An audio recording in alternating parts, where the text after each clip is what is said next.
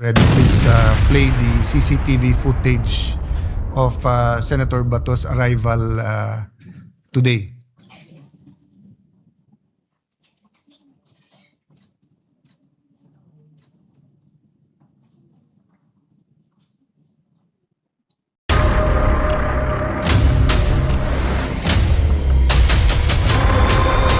Bago tayo mag-umpisa, baka pwede nyong i-like ang video na to. Malaking bagay ang like sa aming mga content creators. Maraming salamat po.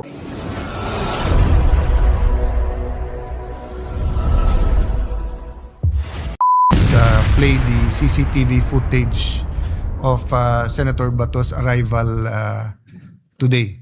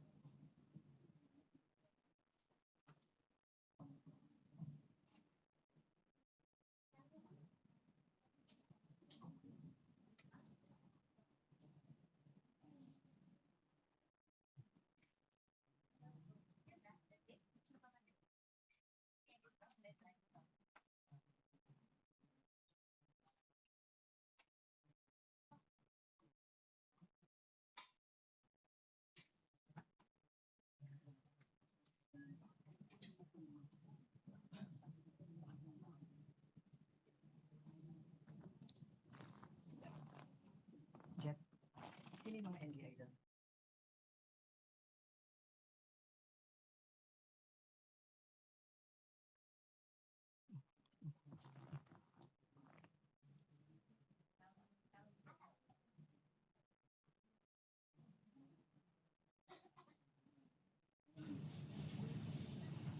Mr. President, we have seen it all. I think this is the best evidence that can prove that the good senator, our colleague in this institution, is being chased by authorities. I'm not sure where they got the authority to chase him, and incidentally, I think he's about to be captured by them for purposes of serving him or rendering him or even surrendering him to the ICC. I'd like to ask, Mr. President, what is the authority of the National Bureau of Investigation in executing, for example, even if for the sake of an argument that the ICC issued a warrant of arrest against Senator Bato? As far as I know, Mr. President, the counterpart of the Interpol, which is the serving arm of the ICC in executing warrants, the Interpol's counterpart in this country is PCTC, which is the Philippine Center for Transnational Crimes. And I check that it is now under, it used to be under the Office of the President and under the control and supervision of the NAPOLCOM. But I think it's now under the control of the DILG. So my question is, how come that the NBI is chasing Senator Bato for an apparent warrant of arrest, which the former Senator Trillanes has been showing around that he got a warrant of arrest and he is personally serving it to the senator? The first question is former Senator Trillanes now the sheriff of the ICC? And he has been working with the Interpol, Mr. President. This is all questionable. As I said earlier, Mr. President, this is not only an assault to our colleague, but principally it is an assault, an insult to this institution. Hindi natin pwedeng palampasin ito, Mr. President. We need to protect the senator. As I said earlier, and I manifested that Trillanes himself was a beneficiary of this institution's security. Humingi po siya ng Senate Protective Custody nung panahon na kinailangan niya po ito. Ngayon, ironically, he's the one executing the very act which prevented him from being assaulted at the time. Masyado pong nakakabahala na ang nangyayari, Mr. President. I think all these people, I think we can identify all these people in due time. They did not only violate section, Article 145 of the revised penal code, as I earlier manifested. Former Senator Trillanes is even guilty of usurping authority, Mr. President. Hindi natin pwedeng palampasin po ito. In the meantime, I'd like to move, Mr. President, that in the light of the recent adoption of the Senate Resolution number 44, I move that Senator Bato be placed under the Senate Protective Custody, Mr. President, until he is able to get all and exhaust all legal remedies to protect himself, and until this institution is also able to do just the same. Mr. President, Article 59 of Rome Statute is very, very clear. It's very, very clear. Even for the sake of an argument that there is a valid warrant of arrest against our colleague, Article 59 still states that the person to be arrested must be promptly delivered to a competent judicial authority in order to accomplish at least three things. Number one, to identify or to ascertain the identity of the person being arrested. Number two, whether the legal processes have been observed. And number three, whether or not his rights were protected. This is very, very important for purposes of protecting the due process and the rule of law, which our colleague can avail, Mr. President. The motion is consistent with our rules, is consistent with Senate Resolution number 44, is consistent with precedents. So is there any objection? If not, the motion is carried. Mr. President,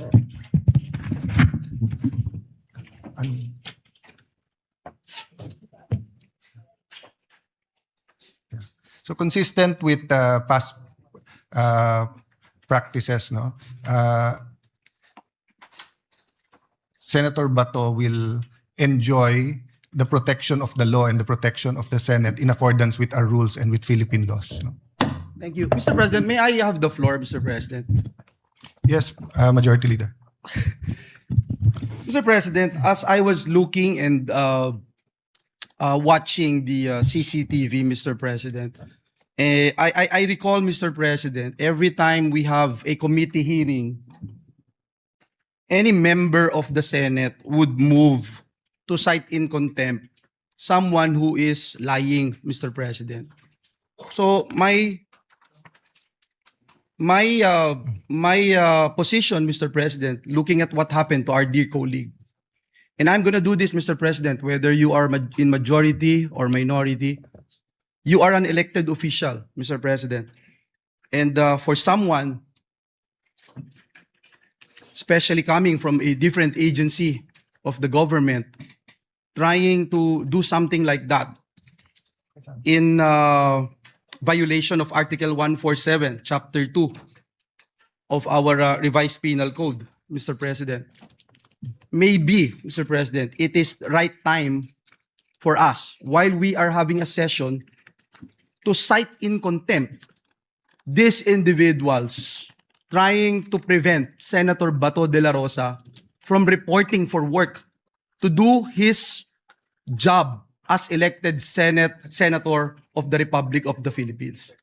So, Mr. President, if it is a proper motion, and I would leave this to the body, that we cite in contempt these individuals, Mr. President, that would be identified in this particular video, trying to block, trying to prohibit Senator Bato de la Rosa from doing his job, Mr. President. Yes. I submit, Mr. President, to the wisdom of the Is there any objection to majority. holding the John and Jane Does, who will be laterly identified in accordance with the CCTV, to hold them in contempt of Senate?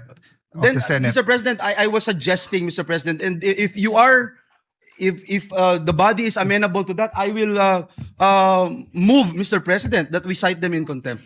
Because, Mr. President, Well, because you made that manifestation, Majority Leader, let me say this, not as Senate President, but as a member of the Philippine Bar and as a humble servant of our people as a senator, each legislative body has to defend itself, especially versus existential threats.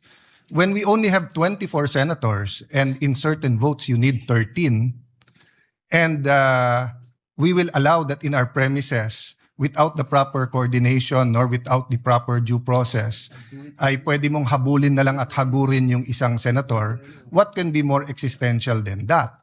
There might be some reservations, but medyo ang tono pa lang sa hearings ay parang may kabastusan. Hino-hold na natin in contempt eh. And for the record, when Senator Bato was chased by these agents, we were already in session. I was already standing in the podium at the side and already was making that motion. So even out of courtesy, regardless of their coordination, kung meron man o wala dito, hindi dapat hinabol si Senator. Dapat pumunta sila dito sa taas. Nakipag-usap sila. Gwardiyahin nila lahat ng pinto. Pero hindi dapat makipaghabulan sa kahit sinong senador dito sa loob. So it is really the pleasure of the body. But if we do not take a hard stance regarding that, do not regret or do not ask ourselves why, tomorrow baka may checkpoint na malapit sa bahay natin at huhulihin na tayo. Because my understanding of parliamentary immunity goes to the extent of even being secure in our traveling to the Senate. Eto na sa loob na ng Senado eh. So, Majority Leader, maybe you should consult the other senators or make the motion and then, so can we recognize first Senator Estrada? Thank you, Mr. President. Just an additional violation of the elements of the National Bureau of Investigation, who chased or who prevented Senator Bato from attending the sessions. I invite the attention of our colleagues in Article 145 of the Revised Penal Code. If I can read it to you. Violation of parliamentary immunity. The penalty of prison mayor shall be imposed upon any person who shall use force, intimidation, threats, or fraud to prevent any member of the National Assembly from attending the meetings of the Assembly, which in this case, the Senate, or any of its committees or subcommittees, constitutional commissions or committees, or divisions thereof, from expressing his opinions and casting his vote. And the penalty of prison correctional shall be imposed upon any public officer or employee who shall, while the Assembly is in regular or special session, arrest or search any member thereof, except in case such member has committed a crime punishable under this code by a penalty higher than prison mayor. That is all, Mr. President. We take note of that, Senator Estrada, and it's 100% correct. But the reason why this the presiding officer has not mentioned administrative and criminal law is because we can ask the Committee on Rules and the Committee on Public Order to have an investigation, meaning my immediate concern is the integrity and the safety of the Senate as an institution. It isn't even about Senator Bato. They could be arresting people from the other side of the aisle or other side of the politics here, I would have the same stand that you have to coordinate first, then we have to accept that they have legal authority. If not, you give the senator the opportunity to go to court or, as Senator Marcoleta said, all legal remedies. Wala namang problema po sa legal remedies. If we go to all the precedents, you will see na eventually yung iba nag-surrender din. Pero yung korte ang nag-utos, hindi yung mga law enforcers. So my point is, we will deal with the administrative and criminal liabilities, if any, according to the findings of our committees. But right now, before us is the question of what does the Senate in plenary as a body do to protect itself. And Senator Villanueva suggested holding them in contempt. May I remind everyone that when someone is held in contempt, they are allowed to purge themselves of that contempt by either giving justifiable reason or by apologizing. My information at this point in time, and anyone can correct me if I'm wrong, they are still here and they are still threatening to arrest him here. So, what is the pleasure, Majority Leader?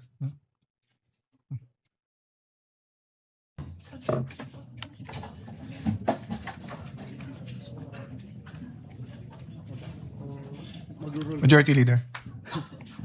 Mr. President, there was an earlier inquiry by this representation which led to the body's unanimous consent to move that we cite in contempt those individuals running after Senator Bato de la Rosa, trying to block him from doing his job.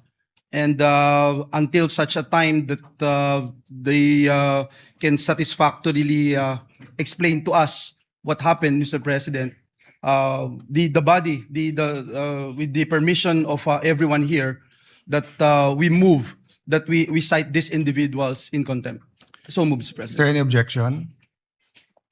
If not, the John Does and Jane Does as identified individual are held in contempt. I am directing the OSAA to put in custody, Senate custody, to the said individuals and to detain them in the Senate premises. If they need assistance, you're authorized to coordinate with the Pasay City PNP until such time that those held in contempt can purge themselves of contempt. Meaning to satisfy us with their explanation. Senator Marcoleta, are you satisfied with that? Yes, Mr. President, I'm satisfied. Incidentally, I think the incident this afternoon can also be used to appeal to the Supreme Court that it's now high time for them to dispose or act on the petition, on the inquiry, whether or not the former president was, or the abduction of the former president violated Philippine laws. And if they can act precisely on the basis of what happened today, we will be guided in future incidents that may happen. Sana wala naman. Pero sana, if they can decide as soon as possible, Mr. President, considering what happened today, they should include in that disposition a guideline sa mga ganitong pagkakataon. Your comments are in order and noted. And Mr. President, to add, because we have an existing law, I'm citing Republic Act 9851, which is about transnational crimes, international crimes, crimes against humanity. Ang sinasabi po ron, Mr. President, is very clear, specifically under Articles 17 and 18. Na kung saan sinasabi, sa ganitong mga kaso, ang talagang merong jurisdiction, primary jurisdiction, ay yung ating local courts, Mr. President. Paano ngayong mangyayari na mas kakatigan pa ng mga taong gustong humuli kay Senator Bato yung sinasabi na warrant of arrest. Alin ba yung pakikinggan nila? Alin ba yung una nilang tutuparin? Yung inaatas ng isang korte na ang kanyang jurisdiction is not questionable considering that we have already withdrawn from the Rome Statute. Bakit po yun ang kanilang gagamitin? Halimbawa po sa Article 17, Mr. President, sinasabi po doon na yung surrender o yung extradition ay pwedeng gawin in accordance with existing extradition laws or treaties. Alam naman natin, hindi naman po bansa ang ICC, Mr. President. To further your discussion, Senator Marcoleta, under the ICC rules, if a nation exits ICC, they're given 1 year to authorize an investigation. And this was brought up by the former president's defense team that the investigation happened 1 year after. After na 1 year, yung investigation which led to the charges. But yet, in the appeals court ng ICC, they upheld the charges. So what is the net effect nito for the public to know and for members of our PNP and AFP to know? That means that under the Duterte ruling, whether it's the Marawi siege, whether it is the battle, the 30, 40, 50 year fight with the Communist Party, CPP, and PA, the ICC now can suddenly come out with warrants for any cabinet member or any elected official or any general or colonel or sergeant of our military and police under the doctrine that they did under Duterte. So if you do not have to pass Philippine courts, then we will have dozen, 2 dozen, 4 dozens, 100 former Senator Trillanes going to different places and just picking up anyone and saying that they have to be brought to The Hague. So that would be ridiculous. So that is precisely why we passed Senate Resolution 44, that each Filipino, regardless of political color, regardless of background, will have to have their day in court. Having said that, we will, in fact, deal with that during the hearings of the Committee on Rules and the Committee on Public Order. What is important right now is that we assure the Philippine Republic that the Senate is functioning and there is no threat from stopping us by any legal machination or manipulation. Having said that, Senator Marcoleta, with your indulgence, just while we were passing the motion to hold in contempt the NBI agents, retired Major General Rene C. Samonte, our Sergeant of Arms, gave me this. May 11, 2026, for Senate President Alan Peter S. Cayetano, sir, as directed herewith is the sequence of events as to the reported assault on Senator Ronald De La Rosa. Earlier this morning, 0700 hours, NCR Chief Attorney Dong Gallo paid a call to the undersigned to coordinate an arrest order. As per agreement, the supposedly arrest should be effected when the warrant of arrest is presented as per guidance of former Senate President Vicente C. Soto. On or about 2 p.m., the warrant of arrest was shown to the former Senate President in the presence of the undersigned, but copies were not allowed to be distributed. Truly yours. So the investigation will bear out what happened. The point I want to make is that even assuming fully coordinated yung arrest warrant, they should have approached Senator Bato or approached the Sergeant at Arms, given a copy of the warrant, and negotiate his surrender because they are in Senate premises. Pero instead, nakipaghabulan sila. Hinabol nila, they attempted to stop Senator Bato from attending the session. Even ordinary arrest, konsehal, vice mayor, Sangguniang Panglalawigan, even SK, when they're in session, usually yung police pupunta doon, magpupos, i-coordinate sa presiding officer, sasabihin, ito ang warrant of arrest. So we cannot excuse yung paghahagod o yung habulan inside the Senate premises. Now, as to whether the NBI is justified, whether there are any criminal laws violated, whether there are administrative laws, we will wait for the investigation. So we are holding them in contempt precisely because of the actions they've taken and the manner in which they tried to not arrest, but to prevent Senator Bato from reaching the Senate plenary hall. Mr. President, having held them in contempt, I believe an investigation is proper. Yes. Thank you, Mr. President. So we'll refer all of the comments after the previous referral to the Committee on Rules and Committee of Public Order. So all of these comments said in plenary is, and including the videotape, including the report, the spot report of the Sergeant of Arms, is referred to the two committees. Senator Bato. Mr. President, while the investigation is pending, this representation would like to move that the current Sergeant at Arms be replaced with the former Sergeant at Arms, Brigadier General Mau Aplaska, Mr. President. I so move. If I may intervene, I appreciate your immediate action, Sergeant at Arms, and you're very. I had a couple of sidebars this afternoon, and I think this is my only interaction with you, except for bumping into you. He's been very candid. He's acted on it right away, but just given the situation now, I tend to agree with Senator Bato that in the meantime, we have an acting Sergeant at Arms. But if the good general can continue assisting the Senate, your service is very much appreciated. But I think it will also protect you from future. Before we decide on the motion of Senator Bato, Senator Marcoleta.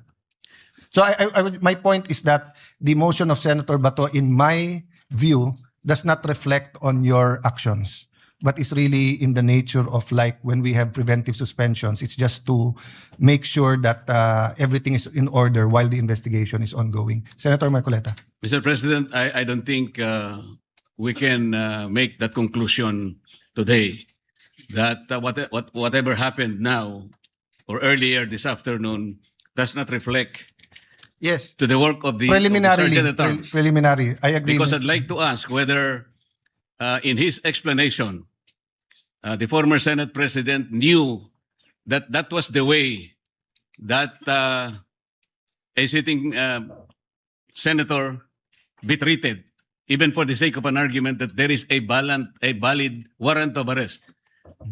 Was the procedure explained to the the former Senate President, that the way he should be arrested Yes. was explained and approved by the former Senate President? That is the question that the Secretary General should answer. Yes. Because if the former Senate President allowed it, then he himself was responsible in what happened earlier. I cannot answer that question, but I assume, or I give the benefit of the doubt, or assume regularity, that no senator would allow that manner of arrest. Having said that, as you said, these are all preliminary, but the concern, I think, of Senator Bato is not only this investigation, but also the security of the session hall and his security in the next few days. That's precisely the reason, Mr. President, because I think Senator Bato is very apprehensive of what is yet to be happen after this session. So he should be placed in a situation where we can all be happy, be confident that nobody can touch him. I agree, Senator Marcoleta, and I will make myself available. It is now in the hands of the Secretary General, And I will- considering that we already moved and we already resolved that he be given protective Yes. custody. So the NBI has a director. The director NBI is under the Department of Justice that has a secretary. The secretary is a member of the cabinet, which is under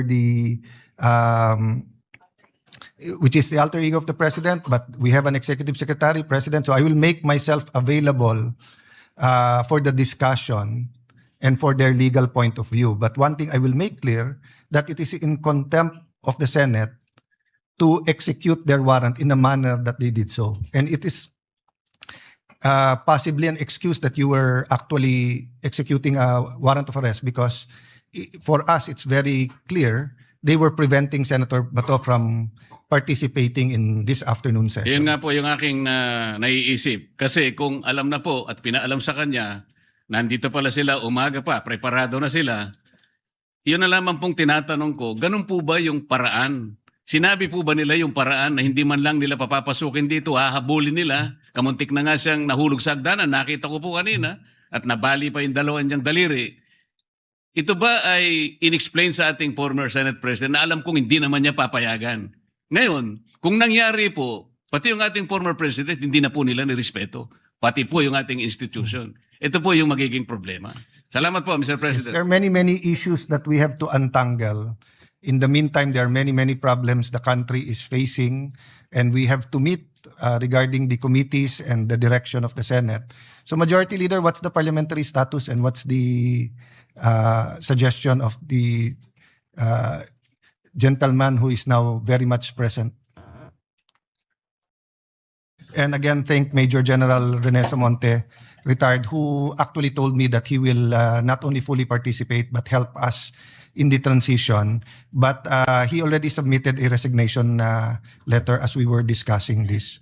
So, is there a nomination for? Because we Mr. have to elect- President, there was the parliamentary status is that the gentleman from Davao, Senator Bato de la Rosa, made a motion to nominate a new sergeant at arms, Mr. President.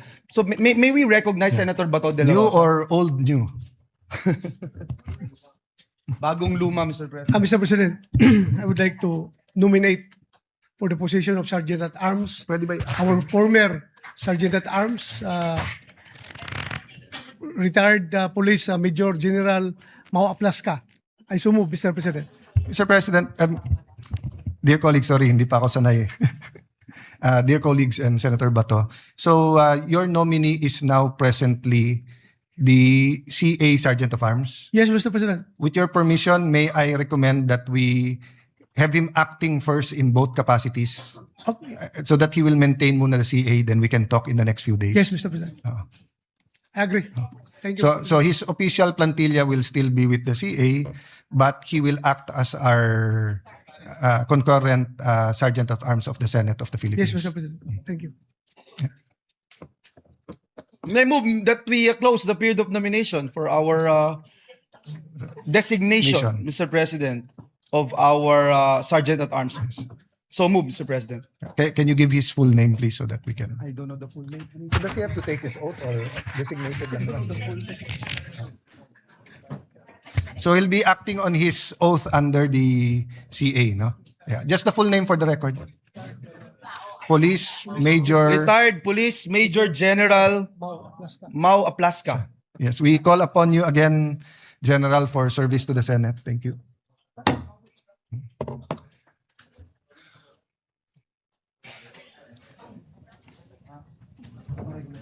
Mr. President, may we recognize the gentleman, Senator Rodante Marcoleta, who is seeking the floor, Mr. President. 1 minute suspension. Mr. President, the distinguished gentleman from the great provinces of Tarlac, Pampanga, and Rizal is seeking the floor. May I move that we recognize Senator Rodante Marcoleta. Senator Marcoleta is recognized. Thank you, Mr. President. Mr. President, I'd like to propose an amendment to Rule 14, Section 41, Senate Session. And the proposal, Mr. President, is by way of an additional paragraph, Section 41C, after Section 41B of the Rule 14 of the Senate Rules, which will state as follows, Mr. President. Section 41C, allow a senator, for justifiable reasons, to attend and participate in the session through teleconference, video conference, or other reliable forms of remote or electronic means, using appropriate information and communications technology. I so move, Mr. President. Ama naming Diyos na makapangyarihan sa lahat, salamat po sa iyong pagmamahal na hindi nagmamaliw. Sa gitna ng kaguluhan sa aming bansa, turuan niyo po kaming magtiwala sa iyong hustisya at hindi sa hustisya ng tao. Linisin niyo po ang aming mga puso at ituro niyo po ang tamang daan ng katotohanan at pag-ibig. Tulungan niyo po kaming maging ilaw sa gitna ng dilim at ipakita sa mundo na may pag-asa pa sa pangalan ng aming Panginoon Hesus. Salamat po sa pag-ibig po ninyo at salamat sa pagdinig ng aming mga panalangin at iligtas niyo po kami. Sa pangalawa po ninyong pagparito at patawarin po kami sa lahat ng aming mga pagkukulang at pagkakasala sapagkat ito po ang aming samot hiling sa matamis na pangalan ng aming Panginoon Hesus. Amen.